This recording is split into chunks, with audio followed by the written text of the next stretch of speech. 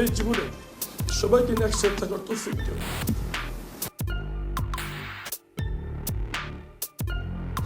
কতগুলো মায়ের বুক খালি হয়ে আমি আমার মায়ের বুকে ফেরত এসেছি।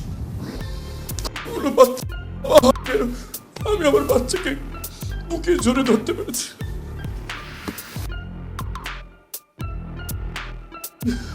প্রতিটি মুহূর্ত, প্রতিটি নিঃশ্বাস এই জুলাই শহীদ, জুলাই যোদ্ধাদের কাছে মেনে নিয়ে থাকবো ইনশাআল্লাহ।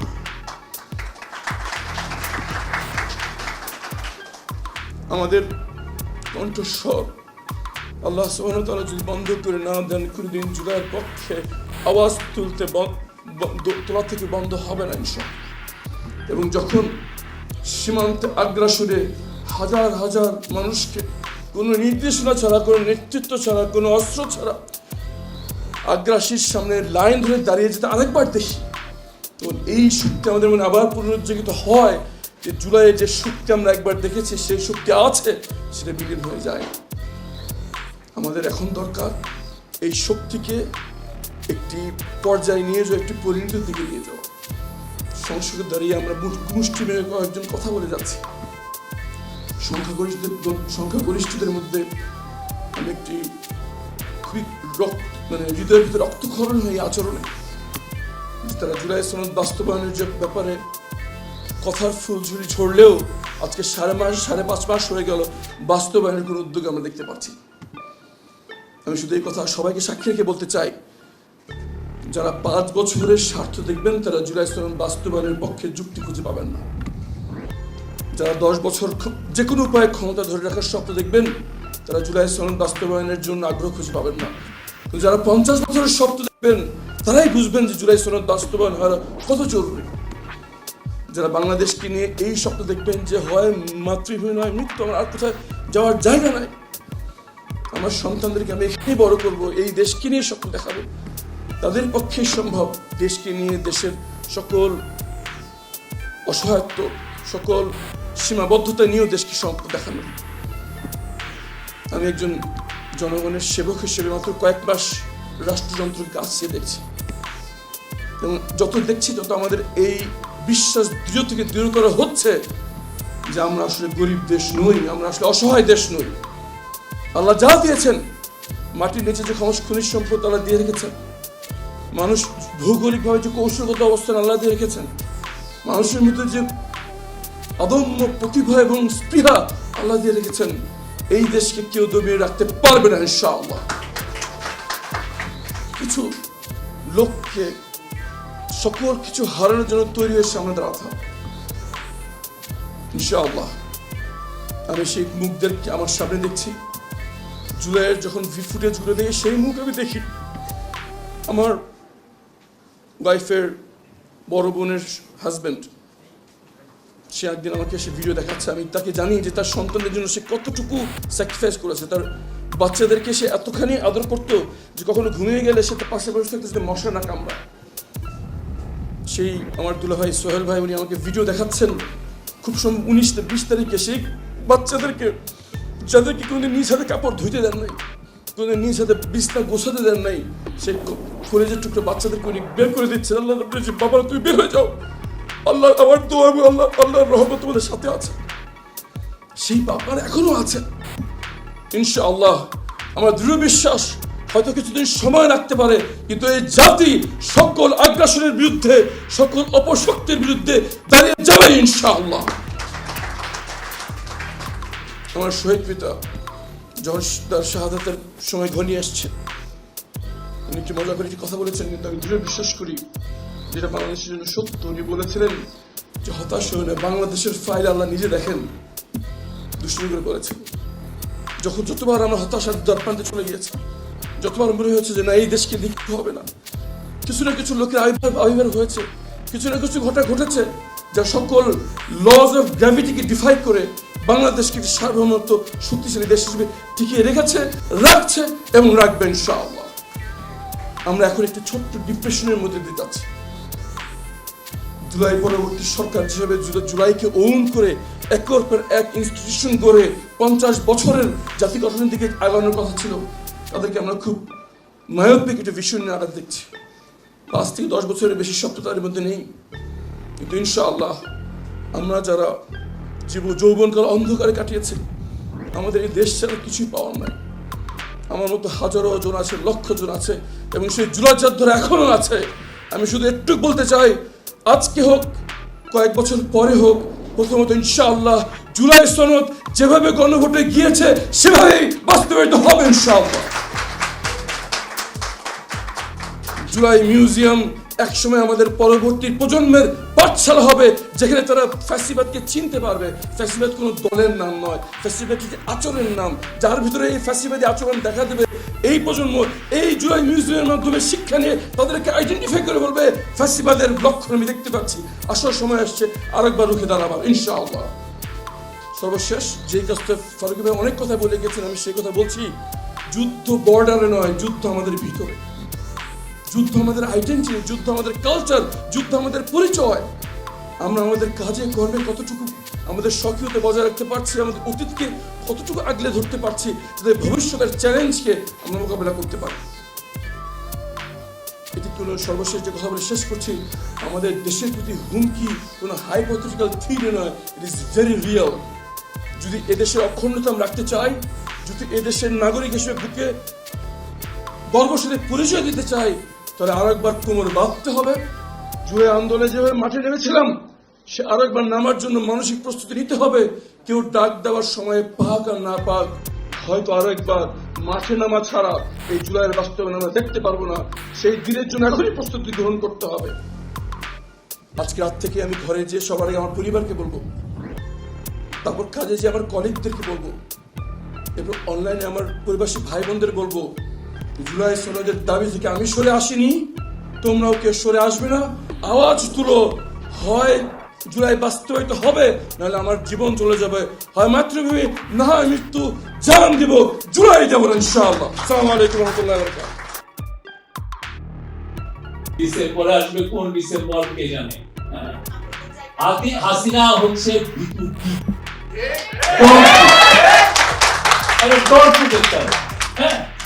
সে ক্ষমতায় ছিল কিছু, তার পাশে অনেকগুলো খুনিকে জড়ো করার কারণে নিজে তো দরকার। দেখেন তার আশেপাশে অনেক খুনি, এরা একটু রুথলেসলি খুন করেছে যাতে হাসিনাকে তারা হরিয়ে আনতে। যখন সমস্ত পথ বন্ধ এবং যখন দেখতেছে সে এরা আসতো বলে, সে দেখেন মানে লিডার বাংলাদেশে অন্য কোনো আপনি মানে অন্যান্য লিডার দেখেন।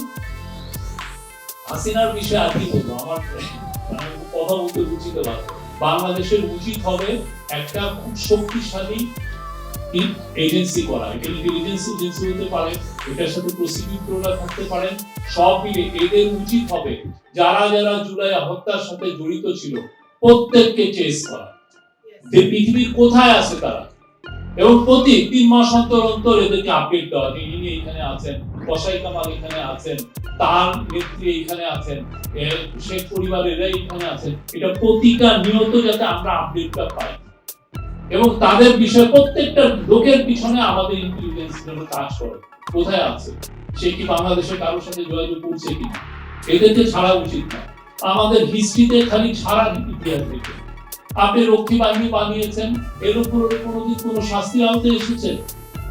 এই লোকগুলো যারা রক্ষী বাহিনী এসে তারা আবার 90 এসে দেখেন আমার ডেমোক্রেসিকেই দাঁড়াতে দেন, দিনের পর দিন সহজতাও করেছে।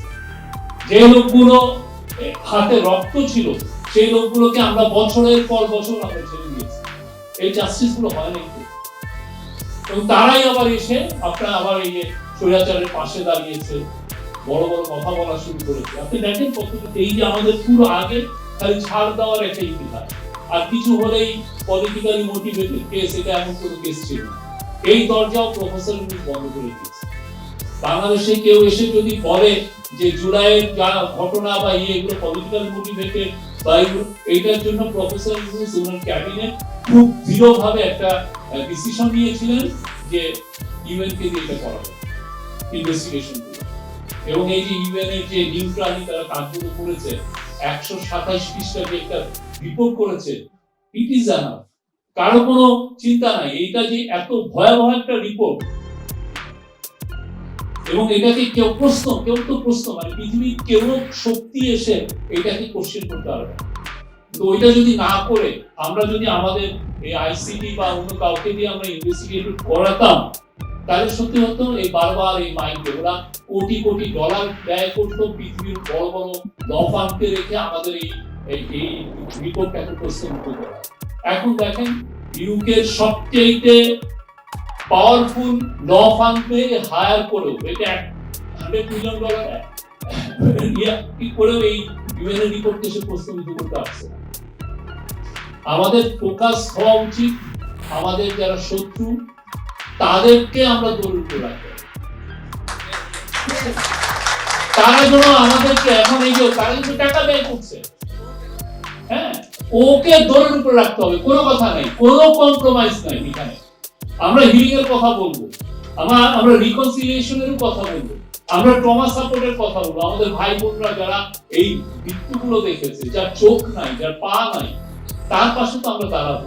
কিন্তু যে লোকগুলো এখনো টিভিতে ফেসবুকে আমাদেরকে টন্ট করে তার ব্যাপারে কোনো ক্ষমা নেই, সরি।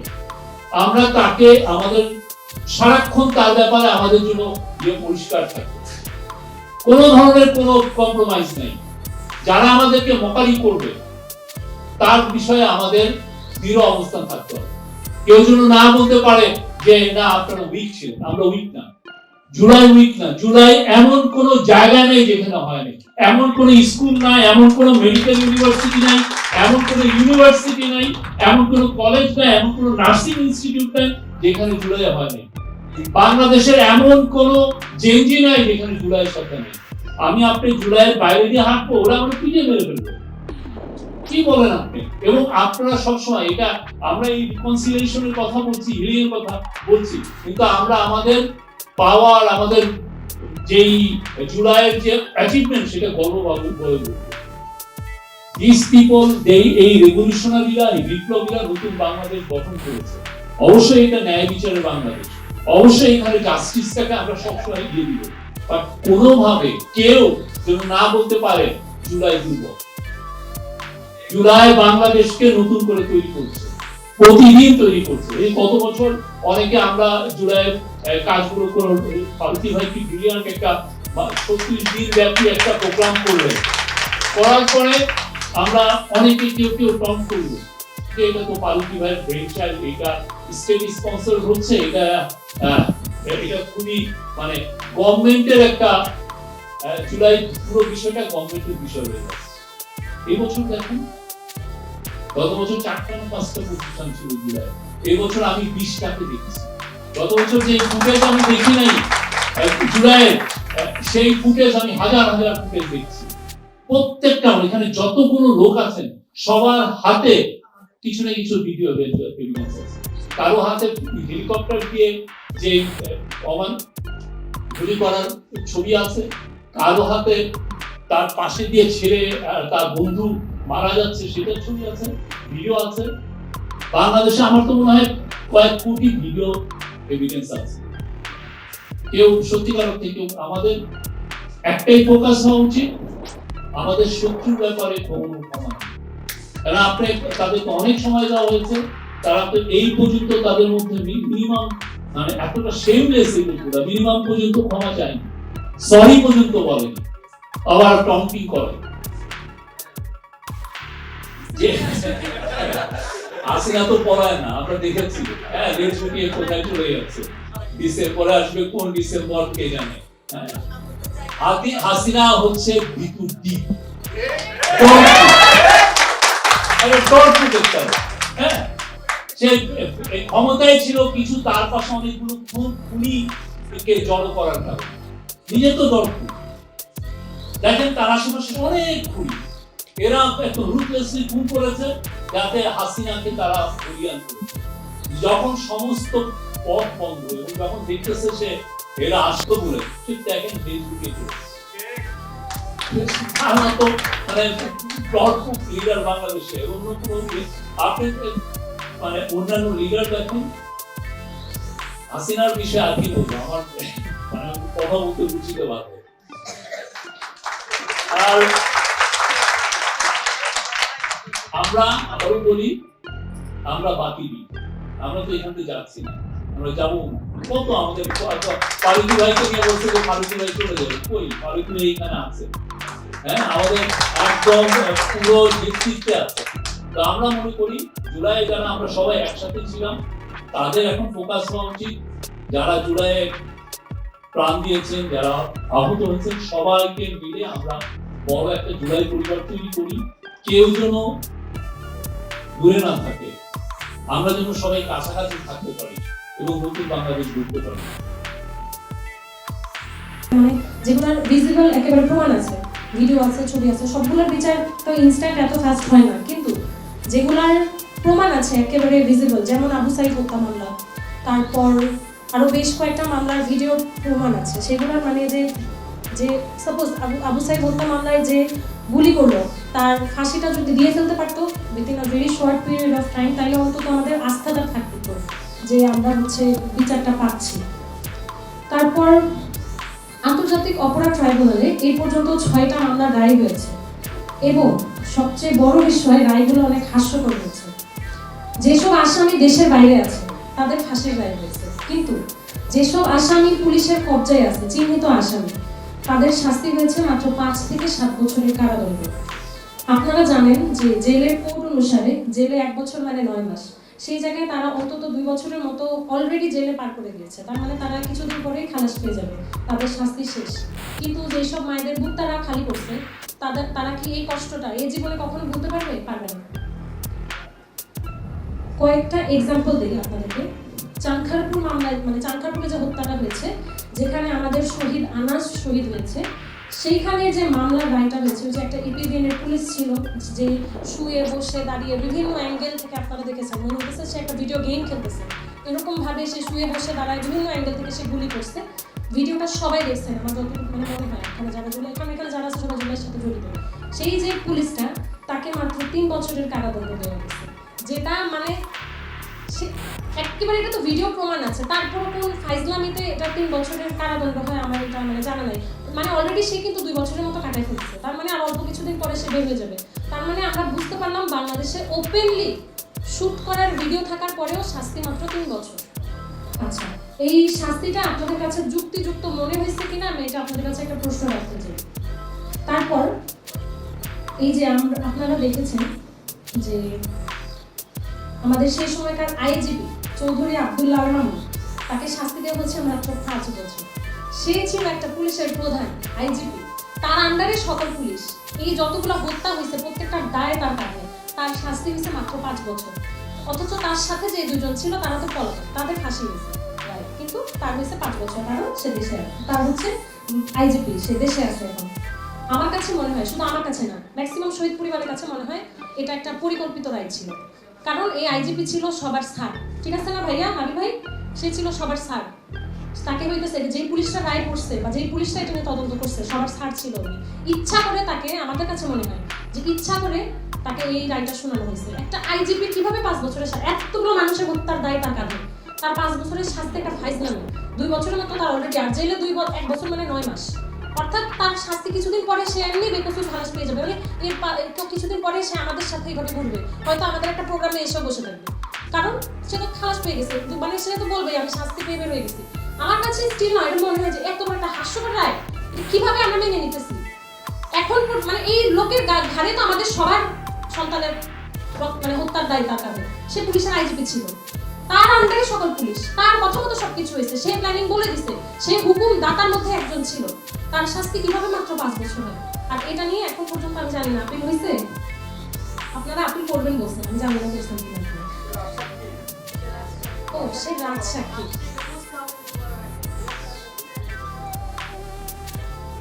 তাকে রাজসাক্ষী বানানো কেন হয়েছে এটা আমার জানি না। আচ্ছা, এই রায়টা আমরা শহীদ পরিবার এবং আহত যোদ্ধা যারা আছে, আমরা কেউ এই রায় মানি না, আমরা এই রায় মানতেই রাজি না।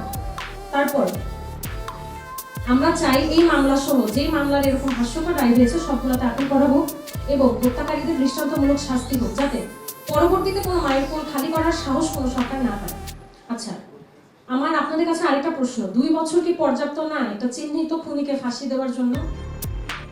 আরেকটা জিনিস নিয়ে কথা বলবো, জুলাই আগস্টের মামলাগুলো আজকাল একটা ব্যবসায় পরিণত হয়েছে অনেকের কাছে। অনেকেই নির্দোষ মানুষের নামে মামলা দিয়ে দিচ্ছে এবং বাণিজ্য করছে।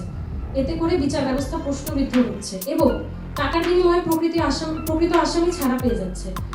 আমি নিজে যদি আমাদের মোহাম্মদপুরের কথা বলি, আমাদের মোহাম্মদপুরের থানায় মামলা, যেটা ট্রাইব্যুনালে থানায় মামলায় আমি দেখেছি চার্জশিট তো অনেক বড় চার্জশিট, অনেকের নামে ফাইল, কিন্তু সেখানের মধ্যে অনেক নির্দোষ মানুষের নাম আছে যাদের নাম ডিরেক্ট শেখ হাসিনা ফোন কলে বলছে যে অমুক তো কথা মানতেছে না, অমুক তো আমাদের এগেনস্টে, সেই সব মানুষের নাম পর্যন্ত মোহাম্মদপুর থানার চার্জশিটে আছে। কিন্তু যারা আমরা জানি আমাদের এলাকার, তারা আওয়ামী লীগের, তারা ছাত্রলীগের, তাদের নাম নাই, তারা ডিরেক্ট ওখানে ইনভলভ ছিল, আমরা জানি, এটা সবার চোখে ভিজিবল, কিন্তু তাদের নাম মোহাম্মদপুর থানার চার্জশিটে নাই।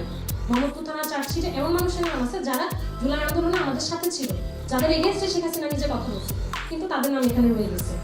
আমার কাছে মনে হয় যে জুলাই আগস্টের যে মামলা, এটা তামসার বিষয় হয়ে গেছে এইসব কারণে। শত্রুতা করে একজন আরেকজনের নামে জুলাই মামলা দিয়ে দিচ্ছে এবং বাংলাদেশের সিস্টেম তো টাকা দিয়ে কিনে ফেলা যায়, এটা এত বেশি কিছু না। আর আমরা চাই না, আমরা স্পেশালি শহীদ পরিবার, আহতরা, আমরা কেউ চাই না কোনো নির্দোষ মানুষ হিসেবে ফাঁসুক।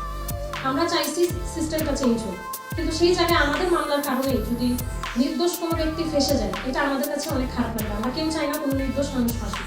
আমার নিজের যে মামলা, আমার ট্রাইব্যুনালে যে মামলা, সেখানে 2 জন নির্দোষ মানুষের নাম চলে আসছিল। আমরা নিজে সেটা কথা বলে পরবর্তীতে যখন তদন্ত হয়েছে, তদন্তর খাতিরে যখন বের হয়েছে সেই 2 মানুষ নির্দোষ, আমি নিজে আমাদের আয়োগে বলছি তাদের নাম রাখার দরকার নেই, কারণ আমরা চাই না যে নির্দোষ কোনো মানুষ শাস্তি পাক। পরিশেষে একটা কথা বলবো, হুকুমদাতা থেকে হুকুম পালনকারী, আমরা প্রত্যেকটা মানুষের বিচার চাই। প্রত্যেকটা মানুষ সে যতটুকু কর্ম করছে তার ততটুকু বিচারই হোক, কিন্তু হোক তার প্রাপ্য শাস্তিটা সে পাক, তাকে কোনো নির্দোষ মানুষ শাস্তি না পাক, এবং যারা